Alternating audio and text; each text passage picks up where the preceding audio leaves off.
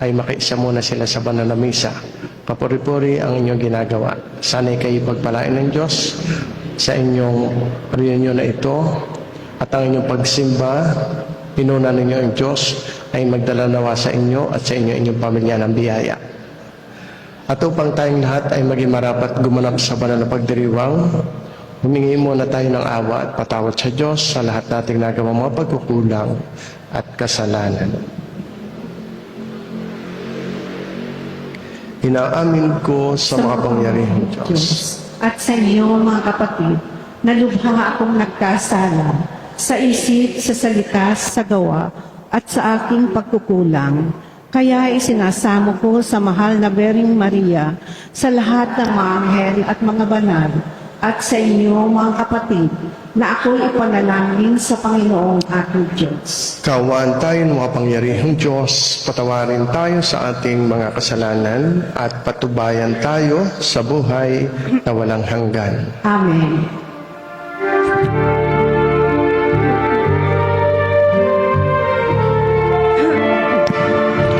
Panginoon, kaawaan mo kami.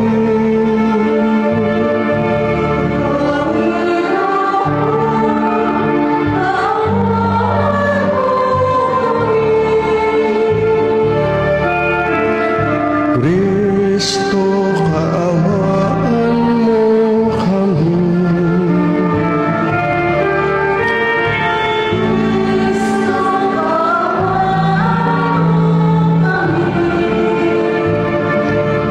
Panginoon, kaawaan mo kami.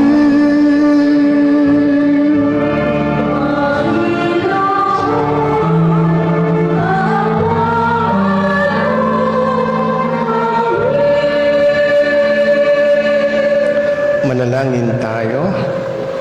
Ama naming makapangyarihan, kaming mga tinubos mo at kinupkop ay tunghayan mo ngayon sa iyong kagandahang loob upang sa pagsampalataya sa anak mong si Kristo, makamtan ang kalayaan at pamana sa piling mo. Sa pamamagitan niya kasama ng Espiritu Santo, magpasawalang hanggan. Amen. Magsilpo.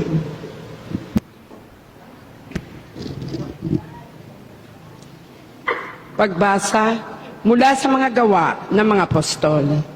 Noong mga araw na iyon, dumarami ang mga sumasampalataya at nagreklamo ang mga Helenista laban sa mga Hebreo. Sinabi nilang ang mga babaeng balo sa pangkat nila ay napapabayaan sa pang-araw-araw na pamamahagi ng ikabubuhay. Kaya tinipon ng 12 ang buong kapulungan ng mga sumasampalataya at sinabi sa kanila, hindi namin dapat pabayaan ang pangangaral ng salita ng Diyos upang mangasiwa sa pamamahagi ng ikabubuhay. Kaya, mga kapatid, pumili kayo ng 7 lalaking kilala sa pagiging mabuti, matalino at puspos ng Espiritu Santo at ilalagay namin sila sa tungkuling ito. At iuukol naman namin ang buong panahon sa pananalangin at sa pangangaral ng salita. Nalugod ang buong kapulungan sa panukala ng mga apostol. Kaya't pinili nila si Esteban, isang lalaking matibay sa ang pananalig sa Diyos at puspos ng Espiritu Santo, at si Felipe, Procoro, Nicanor, Timon, Parmenas at Nicolas na taga Antioquia, isang hintil na naakit sa Judaismo. Iniharap nila ang mga apostol. Sila'y ipinanalangin ng mga ito at pinatungan ng kamay. Patuloy na lumaganap ang salita ng Diyos at ang sumasampalataya ay parami ng parami sa Jerusalem. At maging ang mga saserdote, marami ang sumasampalataya. Ang salita ng Diyos. Salamat sa Diyos. Sumainyo ang Panginoon. At sumayo rin. Ang mabuting balita ng ating Panginoon ayon kay San Juan. Papuri sa iyo, Panginoon. Nang magtatakip silim na, ang mga alagad ay pumunta sa tabi ng lawa, sumakay sa bangka patawid sa Capernaum. Madilim na wala pa si Jesus. Lumakas ang hangin at lumaki ang alon. Nang makargaod sila ng mga 5 o 6 na kilometro, nakita nila si Jesus na lumalakad sa ibabaw ng tubig palapit sa bangka. At sila'y natakot. Ngunit sinabi niya sa kanila, huwag kayong matakot. Ako ito. Tuwan-tuwa nilang pinasakay si Jesus sa bangka. At pagdakay sumadsad ang bangka sa kanilang patutunguhan. Ito mga kapatid, ang mabuting balita ng ating Panginoon. Pinupuri ka namin, Panginoong Hesukristo. Magandang umaga po sa inyong lahat. At sa mga kaisa natin sa misa sa pamamagitan ng online mass, magandang buhay po. Narinig natin ang banal na ebanghelyo. Pagkatapos sa census ay magpakain ng napakaraming tao. Multiplication of loaves at ng tinampay, pinadami ang tinampay at isda. At ang mga sumusunod sa kanyang maraming tao, 5,000 mahigit. Kahit sa 5 pirasong tinapay at 2 isda, ay sila'y nabusog at lumabis pa ng 12 bakol. Pagkatapos noon, si Jesus ay umalis at nagpunta sa isang lugar na marahil na nalangin. Samantala, ang mga alagad na may umuna na sumakay sa bangka. Habang naglalakbay, ang mga alagad sakay sa bangka. Nasa karagatan sila. Sila'y gabi na noon, sinalubong ng malakas na hangin at malalakas na alon. Gabi na at sila'y natatakot. Subalit, ang tagpo ngayon, ang pinakasentro ng gospel ngayon. Nung sila'y nakita nilang si Jesus ay naglalakad sa ibabaw ng dagat. At sa kanilang takot, sila'y pinalakas ang loob ng Diyos. Huwag kayong matakot, sabi ni Jesus.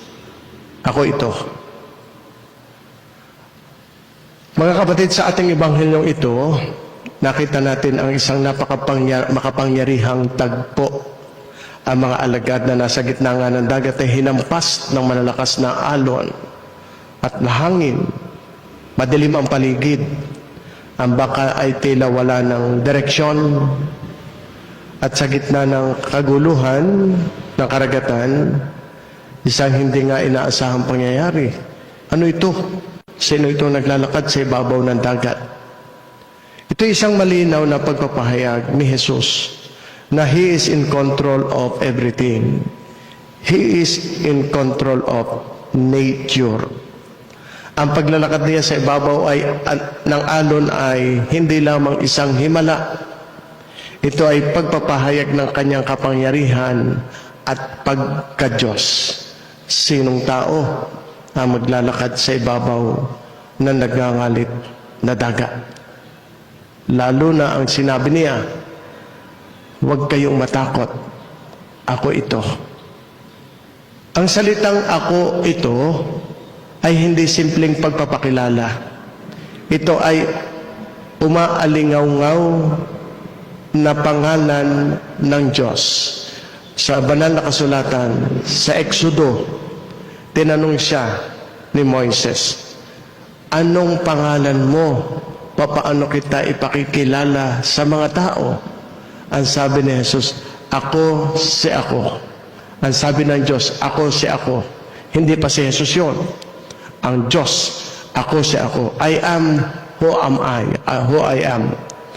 Sa sandaling iyon, ipinakilala ni Jesus ang kanyang sarili. Nung sabihin niyang, ako ito. hindi lamang bilang guro, kundi bilang Diyos na makapangyarihan. Kaya mga kapatid, gaano kadalas tayong mapunta sa gitna ng bagyo ng buhay. Ang buhay natin, kapag tayo napakaraming dalahin, kapag tayo napakaraming problema, maraming isipin, yan ang mga bagyo at malalakas na hangin sa buhay natin. Gaano tayo kadalas mapunta sa gayong sitwasyon? Mga problema sa pamilya, kabuhayan, kalusugan, o pananampalataya, parang ang bangka natin ay tinatangay ng alon. Pero tatandaan natin, anything that is under God's control will never be out of control. Minsan, hinahayaan ng Diyos na maranasan natin na matakot. Hindi para tayo pabayaan, kundi para ipaalaala sa atin na totoo, lagi natin kailangan ang Diyos. Talagang sometimes God puts us in the dark to prove that He is light. Nakakalungkot man, pero kapag wala na tayong makapitan, doon natin natututunang lumapit at tumawag sa Diyos.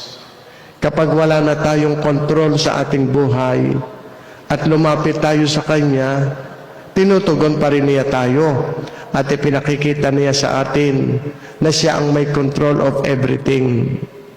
The only way God can show us He is in control is to put us in situations we cannot control. Kaya nga mga kapatid, ang salitang do not be afraid, huwag kang matakot, itong salitang ito. Ito ay paulit-ulit na paalaala ng banal na kasulatan. Kung hindi ako nagkakamali, yung salitang huwag kang matakot ay 365 times binanggit sa banal na kasulatan, na parang sinasabi sa atin ng Diyos, araw-araw ang taong nananalig sa Kanya ay walang dapat ikatakot. Isang taon, 365 times mentioned or appeared in the Bible, be not afraid. Huwag kang matakot. Parang sinasabi sa atin ng Diyos, anak, hawak kita. Magtiwala ka. Kaya maganda sa tao, nagtitiwala. Maganda sa tao, umaasa. Maganda sa tao'y kumikilala sa Diyos. Kaya sa halip na sabihin natin, Lord, ang laki ng problema ko. Lord, I have big problems. Sa halip na gayon, sabihin natin, problems, I have big God. Kaya sa huli, ang tanong ay hindi kung gaano kalakas ang bagyo. Ang tanong ay, nasa bangka mo ba si Jesus? Nasa buhay mo ba ang Diyos? Kung oo, totoo, wala dapat tayong laging ipag-alaala. Wala lagi dapat tayong ikatakot. Kung minsan tayo may takot, kumapit ka sa Diyos, nag-aalis ng ating pangamba. Dahil ang Diyos na naglakad sa ibabaw ng dagat ay ang Diyos na kumokontrol sa hangin at alon. Yang ding Diyos na yan ang humahawak sa ating buhay. Kaya ipinarinig uli sa atin ng Diyos sa pamamagitan ng Kanyang salita ang napakaganda, consoling na mga salita. Anak, huwag kang matakot. Magtiwala ka sa akin.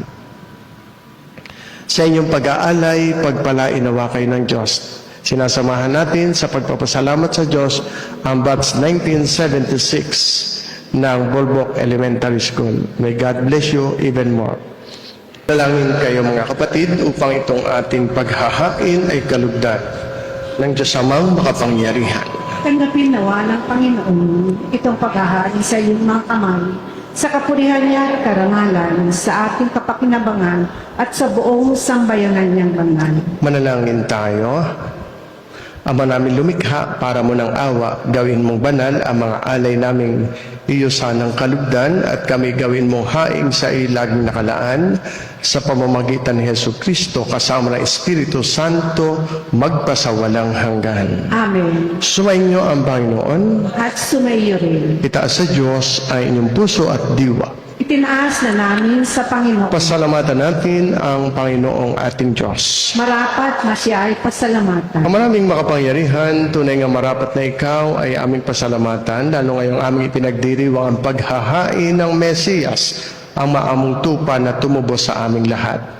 Sa paghahain ng sariling buhay at sa pagkabuhay ng anak mong mahal, nabuksang ganap ang iyong tahanan at kami pinaghaharian mo'y naging kasambahay. Sa pagkamatay niya sa krus, nalupig ang kamatayan. Sa kanyang pagkabuhay, naging buhay siya ng lahat. Kaya kaysa ng mga anghel na nagsisiawit ng papuri sa iyo, nang walang humpay sa kalangitan, kami nagbubunyi sa iyong kadakilaan.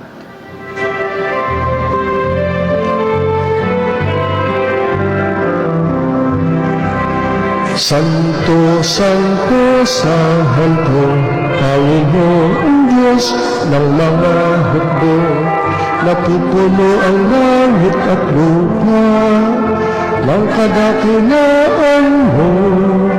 Hosana, Hosana, sa kaitaasan, pinagkalang mo paririto sa ngalan ng Panginoon. Hosana, Hosana, sa kaitaasan.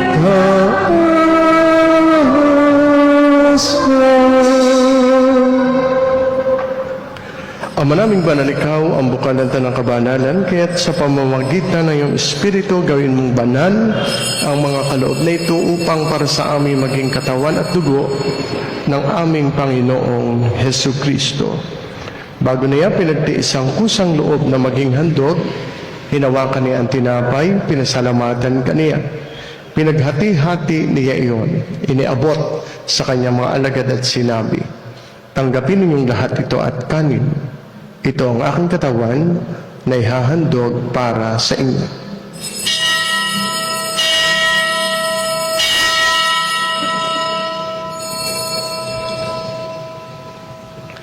Gayun din naman nung matapos ang hapunan, hinawakan niya ang kalis, muli kaniyang pinasalamatan. Iniabot niya ang kalis sa kanyang mga alagad at sinabi, tanggapin ninyong lahat ito at inumin. Ito ang kalis ng aking dugo, ng bago at walang hanggang tipan. Ang aking dugo na ibubuhos para sa inyo at para sa lahat sa ikapagpapatawad ng mga kasalanan. Gawin ninyo ito sa pag-alaala sa akin.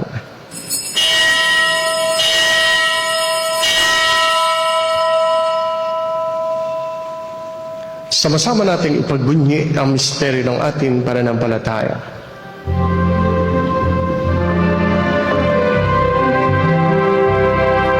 Si Kristo ay gumitain, sarili ay inihain,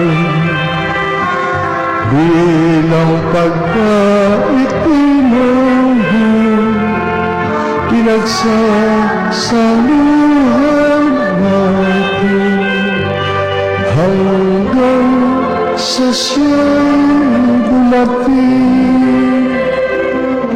Ama, ginagawa namin ngayon ang pag-alaala sa pagkamatay at muling pagkabuhay na iyong anak, at tiniaalay namin sa iyong tinapay na nagbibigay buhay at ang kalis na nagkakaloob ng kaligtasan.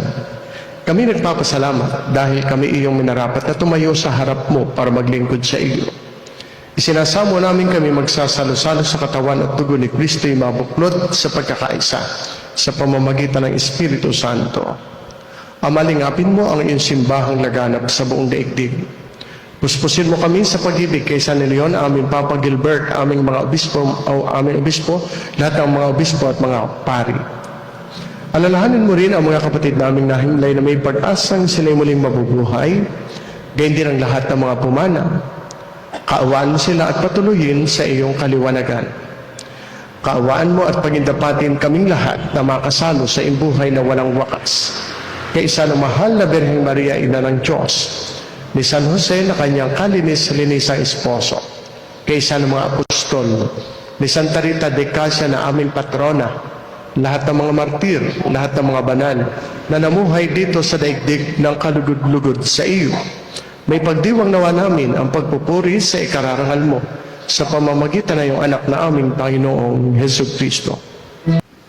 Mga kapatid, narito si Kristo, ang kordero ng Diyos na nag-aalis ng mga kasalanan ng sanlibutan.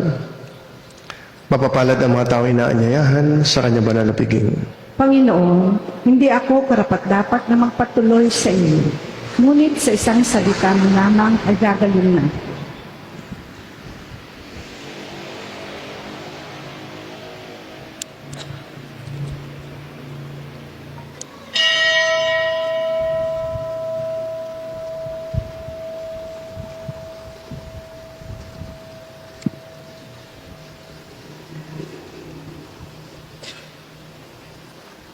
Katawan ni Kristo, Amen. manalangin tayo.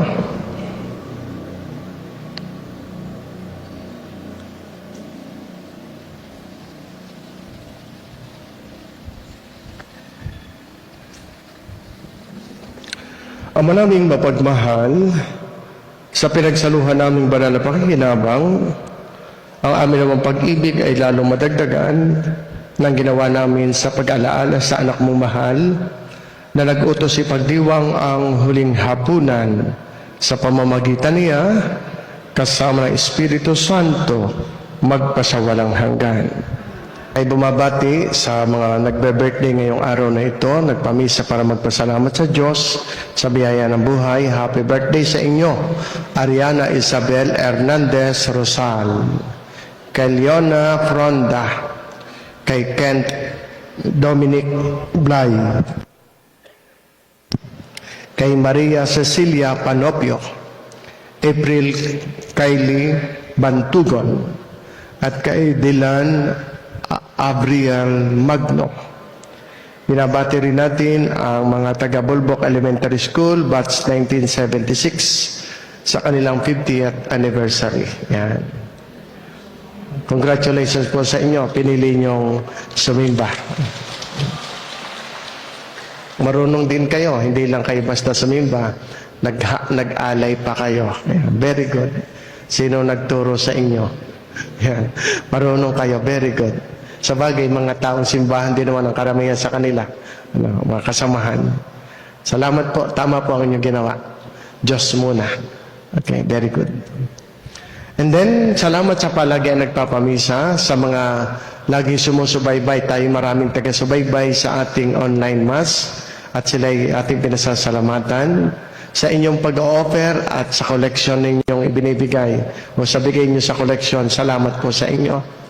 Kaisa natin sa misa na sa online mass, sina Obet Acuña, Noriel Bulanhagi, Lisa Garcia, Gianna Sanchez, Arok Swan, Ate Cora Swangel ito si Ami Liwag, si Miles Liwag, si Janet Tumbaga, si Nieron Uy, si FC Perez, si Conrado Cueto, Nila Damesa Nataya, Kuya Rolly at Ate Celi Arcibal, ang kanyang pamilya.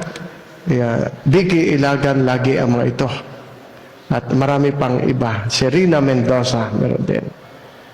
Si Celi Guevara. Salamat po sa inyong pakikisa at marami pa sila. Okay, sa April 25, may meeting ang mga tuklong leaders. 1:30 po yon. Pinahintulutan ko na magkaroon ng Zumba sa patio. Hindi naman sa loob ng simbahan. Sa Zumbahan sa patio ng simbahan. Kailan? April 18 at 25. May 2 at 9. 5:00 ng hapon. Ginawa nila itong Zumba for a cause. Zumba. May ticket ito. Narito po sa office yata ang ticket. parang 100 pesos. Meron tayong summer catechetical class, catechizamer kung tawagin, April 14, 21, and 28, May 5, 12, and 19 sa Banaba West Seekers Chapel. Salamat sa CCD. Masipag. O, sige po, magsitayo na po kayo. Sumainyo ang Panginoon. At sumainyo rin. Pagpalain nawa kayong lahat na makapangyarihang Diyos Ama, Anak at Espiritu Santo. Amen. Tapos na ang pagdiriwang natin ng banal na misa. Humayo kayo, mapayapa. Salamat sa Diyos.